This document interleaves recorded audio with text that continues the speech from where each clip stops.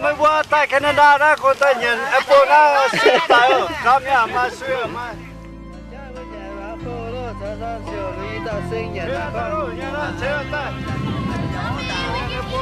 ta khen nhà ta nhận tất cả sắp mà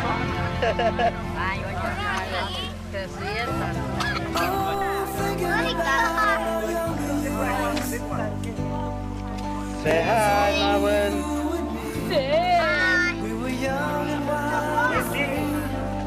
Chặt thấy bật tiêu đau nha. Bật tiêu đau. Nó chặt suy.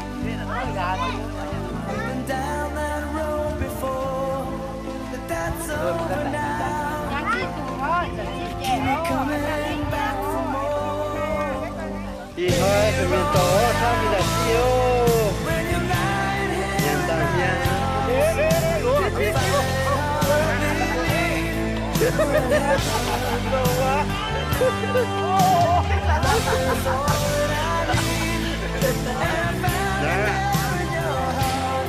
Tao nói hoàng tao nói thành phố dù mà nói say hi mẹ tao nói tao xỉu như tao nhiều tao nhưng về như là tao nói vương vừa to như tao giờ bữa đi nó nhiên bữa giờ có phú ta vừa to như xì lai ba phú ta giờ tam sẽ hai ta đây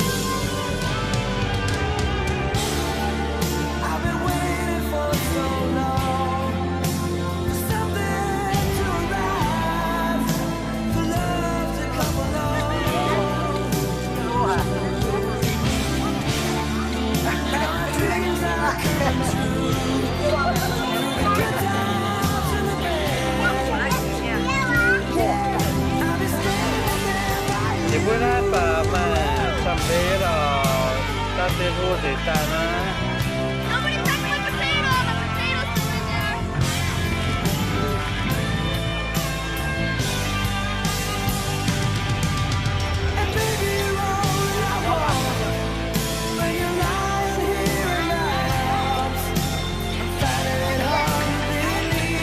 Yeah, we're good for doing.